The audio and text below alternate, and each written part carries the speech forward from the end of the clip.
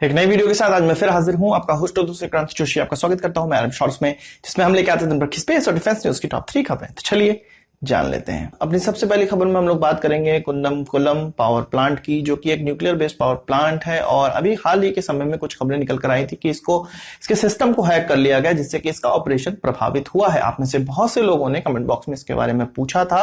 हालांकि मैं इसकी खबर आपको नहीं दे पाया था और मैं इसको इतना लाजमी नहीं समझ रहा था, क्योंकि मुझे पहले से पता था कि ये किसी प्रकार का कोई हैकिंग नहीं है, किसी प्रकार का मालवेयर के कारण ये प्रॉब्लम हुई होगी। असल में पावर प्लांट मैंने कई देखे हैं और जितनी मेरी जानकारी है उसके मुताबिक जो पावर प्लांट होता है उसमें जितने भी इक्विपमेंट होते हैं, ऑटोमेशन होता है, वो इंटरनल लैन से कनेक्टेड रहता है। वो कभी भी इंटरनेट से कनेक्टेड नहीं रहता है और ऐसी कोई चीज जो कि इंटरनेट से कनेक्टेड ना हो उसे हैक नहीं किया जा सकता है।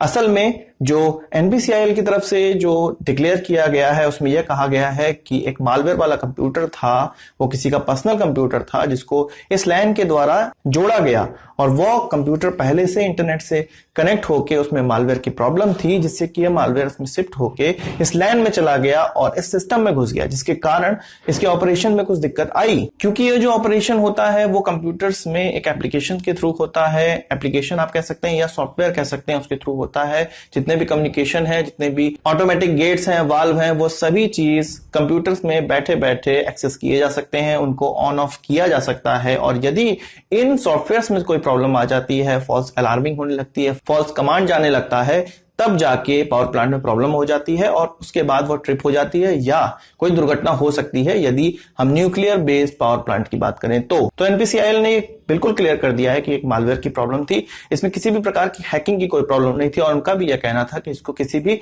इंटरनेट से कनेक्ट नहीं किया गया है, यह एक इंटरनल नेटवर्क से जुड़ा होता है और जो पर्टिकुलर सिस्टम है उसका खुद का नेटवर्क होता है और उसको किसी भी बाहरी नेटवर्क के द्वारा एक्सेस नहीं किया जा सकता है जब तक कि वो इस सिस्टम से जुड़ा कंप्यूटर या और कोई सिस्टम ना हो। तो कुन्नकुलम बिल्कुल सुरक्षित है और कोई भी साइबर अटैक उस पर नहीं हो पाया है। हालांकि मैं इस चीज को इनकार नहीं करता हूं कि इस प्रकार के सिस्टम में साइबर अटैक हो सकता है या नहीं, क्योंकि इंटरनेट से यदि यह चीज कनेक्ट हो जाती है तो आसानी से, बहुत ही आसानी से इन सिस्टम्स को फॉल्स कमांड दिए जा सकते हैं, जिससे कि पावर प्लांट का जो प्रोडक्शन है उसको हैम्पर किया जा सकता है। आपको पता है कि यह जो न्यूक्लियर पावर प्लांट है वो भारत और रशिया के द्वारा ज्वाइंटली बनाया गया है। हालांकि रशिया ने इसको बनाया है और भारत की NPCIL के द्वारा इसको चलाया जाता है। अभी 2 और यूनिट बन रही हैं, जिसको 3 और 4 यूनिट कहा जा रहा है। अगली खबर में हम लोग बात करेंगे INS विक्रांत की, नए वाले विक्रांत की, जो कि अभी बन रहा है और ये कहा जा रहा था कि 2020 या 2021 में इसका सी ट्रायल हो सकता है और उसके बाद इसका इंडक्शन हो सकता है। तो अब एक और नई खबर इसी क्षेत्र से रिलेटेड आई है। इसके फेज 3 का कॉन्ट्रैक्ट साइन कर लिया गया है।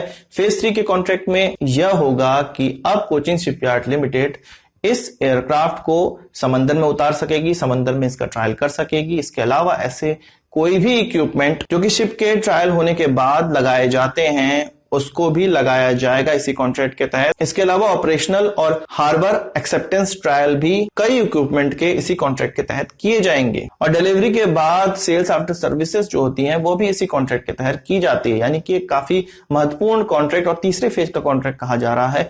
इससे हम समझ सकते हैं कि जल्द ही इसका सी ट्रायल होने वाला है और हम ये मान सकते हैं कि 1 साल के भीतर इसका सी ट्रायल स्टार्ट हो जाएगा, जिसकी उम्मीद इंडियन नेवी ने पहले से ही लगा रखी है। वहीं बात करें भारत का जो स्पेस स्टेशन बनने वाला है, जिसको इसरो बहुत ही तेजी से बनाने का प्रयास कर रही है और ये कहना था इसरो का कि कुछ 7 सालों में यह बनके तैयार हो जाएगा। उस क्षेत्र से निकलकर खबर आ रही है। असल में ये जो स्पेस स्टेशन बनेगा वो 3 एस्ट्रोनॉट के लिए डिजाइन किया गया होगा और जो इसका वजन है वो लगभग 20 टन का होने वाला है, जो कि मॉड्यूलर होगा और अलग अलग सेक्शन में जिस प्रकार से दूसरे स्पेस स्टेशन इंस्टॉल किए जाते हैं स्पेस में उसी तरह से इंस्टॉल किए जाएंगे। 120 से लेके 140 के एल्टीट्यूड पर इसको ऑर्बिट करने के लिए बैठाया जाएगा। इस स्पेस स्टेशन में किसी दूसरे देश का पैसा नहीं लगा होगा। हालांकि टेक्नोलॉजी हमें दूसरे देश से मिल सकती है, हम ले सकते हैं, पर इसमें भारत की ऐसी इंडस्ट्रीज जो कि पार्टिसिपेट करना चाहती हैं और स्पेस स्टेशन का फायदा उठाना चाहती हैं भविष्य में, वो पार्टिसिपेट कर सकती हैं। जिस प्रकार से गगनयान प्रोजेक्ट में या चंद्रयान में